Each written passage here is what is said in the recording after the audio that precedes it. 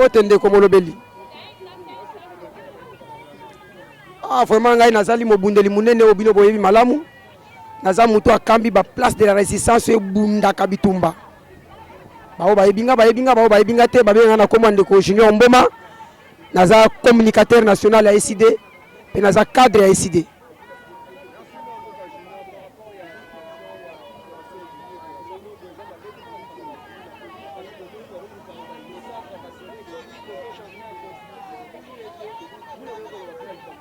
Matondo mwana mboka mutuna malamu otubiso toko yanula. Ya liboso balobaka soki tata za muyibi mwana pa oza muyibi. Nde ba français balobaka tel père tel fils. Le premier Koulouna de la RDC c'est monsieur Antoine Félix Tshilombo. C'est lui qui est le premier Koulouna. Tout ce que Tshisekedi est en train de faire là, ça c'est la Koulouna. Yo sokolobi nanga ke ba ko kanga ba Koulouna. Mais liboso muta liboso fo ba kanga na Koulouna eza Tshisekedi. Tshisekedi akosala Koulouna na este. Ko kabamboka na biso na boka ba Rwanda ezalini. Ezali ki Koulouna. Ko boma ba Congolais nzala pendant 6 ans. Et alinini. Ali ki Koulouna. Kotika peuple congolais na divagation. Kotika peuple congolais sous la na kati ya moi. Kotika peuple congolais abandonné. Eza Koulouna. Koulouna ya liboso o ba congolais bakoki kolanda mbangu na mabanga ezali monsieur Tshilombo. Tshilombo esengeli to kangaye to remplacer la place ba Koulouna. D'où mon cher ami, on vient de libérer plus de 400 Koulouna na prison Makala. Tango bino bokangi mutu pona Koulouna. Pona komisa mutu wana azonge patata na yeto epana ye, il faut boire sireye eloko ko permettre ya tika Koulouna. Yo tiki Koulouna a divagation na sentiment na loyenge. O prioriser même eloko moko te koki komema ye atika Koulouna. Mutu wana tango kozonga na ndako. Azana eloko kolete, azana eloko komela te, azangi ni papa, azangi même chemise akolata. Akosala nini? Akosonga le sumu sana liboso parce que eloko kopesa mbongo ezali te. Le même yo mutu tika Koulouna, okeisu ko pesa suni beko mususu, bakanga so ba Koulouna ndeko na ngai ata yo moko. Mutu abongo to benge nani? Il est le premier Koulouna. Na yango na yebisio pona kosilisa likambo Koulouna na mboka na biso ezali je muke. La première des choses que l'État doit faire, il y a que misala pour na kopesa ba jeune wana. Mais chose grave, j'ai attendu monsieur Tshilombo na Lubumbashi. Akoloba que l'État kopesa ba jeune misala te. Excusez-moi. Yebisanga tango l'État lobi ka kopesa ba jeune misala te. Akotira ba jeune basani. Basala Koulouna. Ezali je moko pire simple yango na yebisio mutu aliboso ya kokanga na place ba Koulouna ezali monsieur Tshilombo.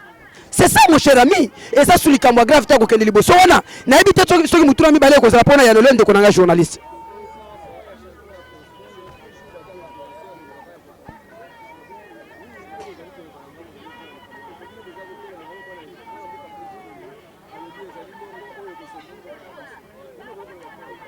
Ndeko nangai même na Biblia même na buku ya Nzambe balobaka buku ya Nzambe ba changer kango te ba changer ba sali ya Nzambe. Buku ya Nzambe ya Yesu ba changer kango te ba changer nde ba sali ya Nzambe. Ndeko nangai na lingi to analyser mukenga ina yo na ba Congolais na ngai yo ya mayele kolekanga ba kolanga biso. Mutu ya yeli biso likanisi ko changer constitution. Nini ya liboso a prioriser peuple congolais comme avantage, comme sécurité, comme priorité na makambo ya sali pendant des années passées. Est-ce que les Congolais bagotikalaka basoba kolanda mutu oyo aza même pas kaboche intellectuelle akosaka ba Congolais bandima ye? Je vous dis non, ça ne passera pas. Qu'est-ce que Tshisekedi veut faire pour na makambo tali changement de constitution? La première des choses, Tshisekedi veut toujours s'interniser na pouvoir. Aoumela wana, il a besoin ya ko changer pouvoir na biso akamata sous 14 ans. Na 10 ans liboso ça 24 ans. Après à cause sous 2 ans, il y a transition ça le quoi 26 ans. Yango to komi tuna ya liboso to pesie asali na ba Congolais nini? Ndeko nangai. Ba pesio likelele koki ko kambango te. Est-ce que nzoko ko kambango? Il faut tout ça quand même baba tout moko ba ya ko réfléchir. Yami balé. Tshisekedi koya na yena pouvoir na mboka na biso, il a fait des accords secrets oyo biso toyesi ko comprendre yango. Qu'est-ce que Tshisekedi a accepté? Liboso Kagame, liboso Museveni, liboso Uhuru Kenyatta, liboso Ramaphosa. Mon cher ami, je suis devant la presse, je dis la vérité. Parce qu'on est là pour sauver notre nation. Tshisekedi a accepté devant ses autorités. Bon, pesanga pouvoir. On ne sait pas si on a nini na kopesa bino. Lokola batu wana bazaka ko balinga baso mabele ba congolais. Ba lobi biso e fo kopesa biso ka nini mabele. Ba moni ke komi na suka ya manda ya so kende na ye. Yango moni ba matisele minduki, ba chele ba pinga, ba komi kobotola ba mboka. Tshisekedi amoni ke makambo ezo yindela ye. Akei ko senga ra contre na Kagame. Abosani ke ye moko na munoko na ye aloba ke ngana Kagame tokuta na lola. Abosani ke abenga Kagame nyangala kata awa na terre Sainte Thérèse. Abosani ke aloba ke mukolo lisase ko beta moko nyangala kata wana koyeba nani ofachi beton.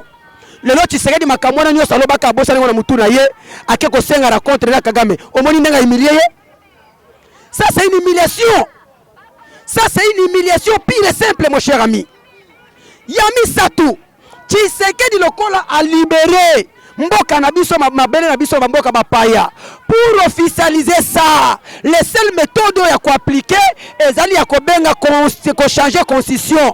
Parce que tant qu'on changer constitution, bamboko eza récupérer ba eza sous-occupé na maboko ba étranger et ko kene référendum té. Tant qu'on changer constitution, to luwa na 3e république comme na 4e république, ba to ba ko changer référendum té d'office ba ko ba étranger.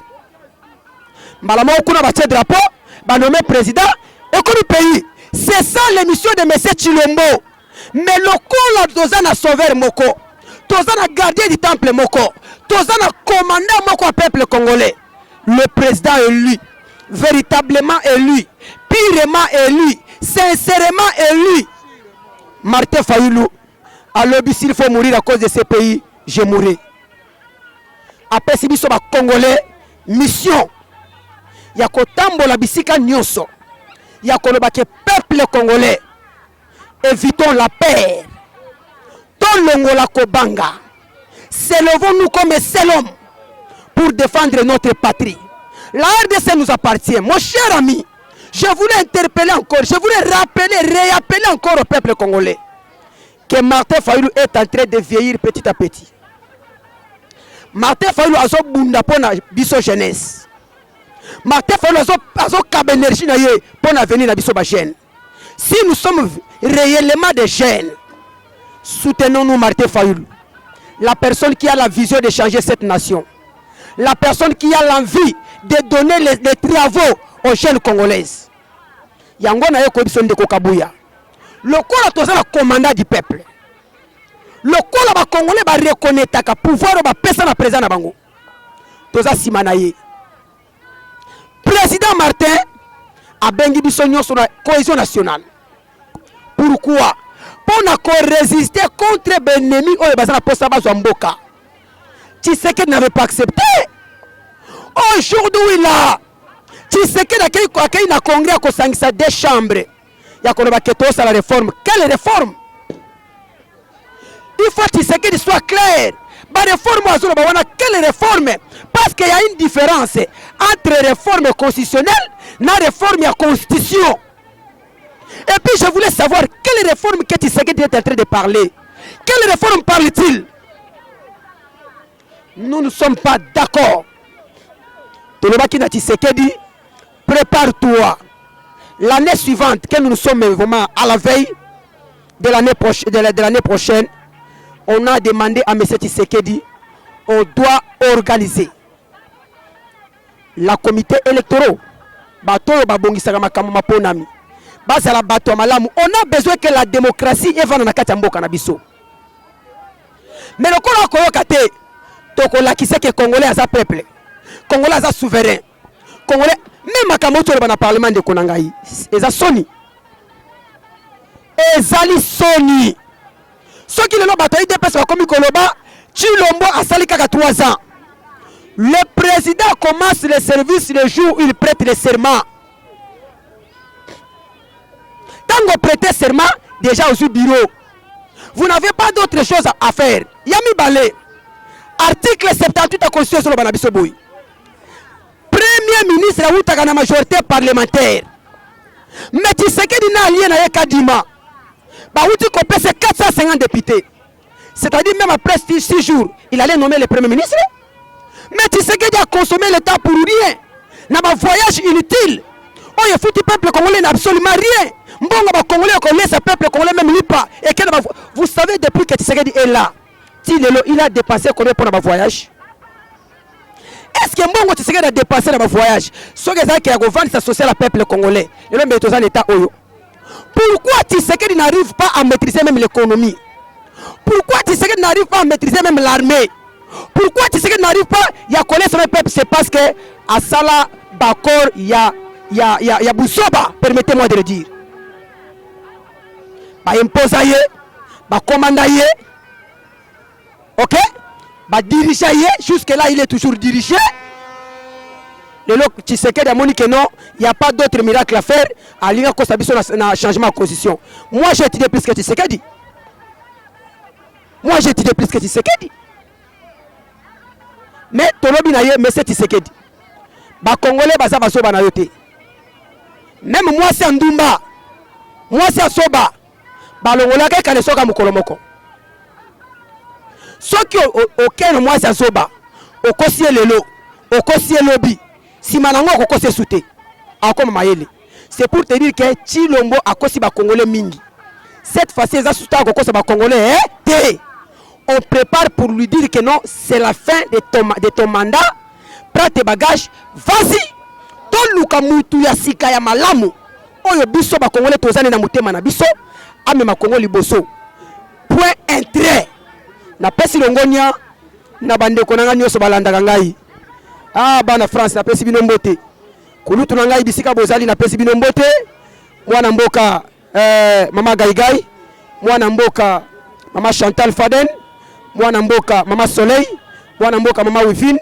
Papa Ino. Papa Jean Ngapila.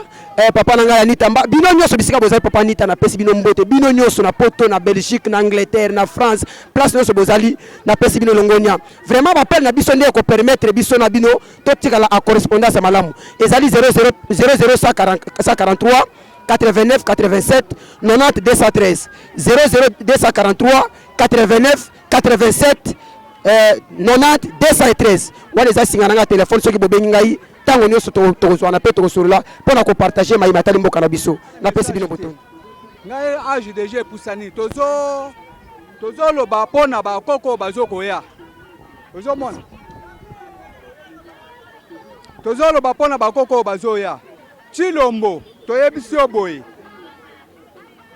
tala nazo peso exemple na Amérique basale élection bayebisi président oyo nani dedem bayebisi boye biso tolingi mutu ya ba promesse te tolingi président ya ba promesse te tozo yebisa yo boye biso wana ba congolais ba votaki yo te toyebi yo pete soki ozozwa moyen te démissionner na yo nazo tuna yo eske yo teki Rwanda eske bandeko na yo baluba bazoteka babayawa bakokende Rwanda na yebisi yo na pesa exemple mususu ya président nani ya Uganda abalaki français mais mukolo ba français ba wanganaki ye andimaki te président Diamine s'il vous plaît ayiko kufula na Congo et puis yo oyebi mingi toko sinale roi Philippe babiloko nyoso piye ba congolais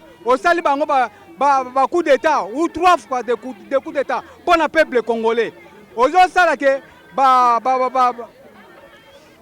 député ba voter yo wana to kotika la kondimata mukolo moko te peuple aza souverain luka moyo démissionner makamu ya ba négocie na yo lukuta ba promesse na yo tolembi yango 2028 tozo luka élection yo babalisa yo mwasi rwandais po o malpilé ba congolais toyebisi yo boye luka moyen o démissionner na yo na Europe bazalaka soki amoni moyen te a démissionner yo démissionner na yo te mandat no ya suka ngoyo des ozo kende o voulu pas tu dois partir tu dois déterminer ba fois basala to tikela espace te tu dois partir voulu pas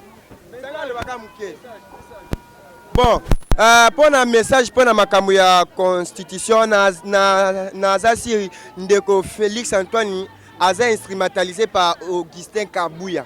Augustin Kabouya mtazo tinda mais c'est Félix Antoine Tshisekedi pona asima na constitution mais message nanga oyo nazolo baka mukeme Augustin Kabouya kozala mutali boso ya kokatisa na Brazzaville makolo po bato kozala te Augustin Kabouya na tindelo maloba oyo esiko zali na 10e miri pona yebiti siko na tongo oza na 10e miri na labo na bino lokuta ozo lamba lokuta na bino pona ko bimisa mensonge ya population mais ngana zo sinaleo constitution wana soke meki ko baluka ozala mutali boso Augustin Kabouya ya kokatisa Brazzaville makolo nazo lancer pe message na ministre oyo constat soki mutakala soki constat na nywana yo constat mutamba yo zolo baba sima na constitution wana mais constitution wana muto commission na millionnaire te constat mutamba constitution na oyo zolo baba simba et commission na millionnaire to banaki komona ozo sala ba campagne na yo ba campagne ozo sala na ba bachi ya ba banderole ya ba sac ba podium ba sac lelo simbongo wapi o lelo ozo installer na parti na yo ya papa maman et les enfants constat mutamba ozo installer parti na yo ya papa maman et les enfants bongo ziwap na constitution na te yango nazo pesa pe moi message na ba conseiller ya Félix Antoine Tshisekedi nazo lancer message na ngai na ndeko Honoré Mvula naza sir ozo yo kanga na tongo onazali les seuls patriotes on a zo défendre mboka na Congo naza sir na zoloba na yo message oyo esuka te o komisela ngo yeti sekedi na propaganda ye ayebisi biso boye jamais na koki kosala to kokutana na ndeko na ngai Kagame mais total aboye lokwa alula na ba voyage tongo pokwa midi pokwa ba voyage ndeko Tshisekedi tongo azwina voyage azwina mutuka na na aéroport international Njili akei kokutana na Kagame pa betie 12 abetie na kara sundoli ye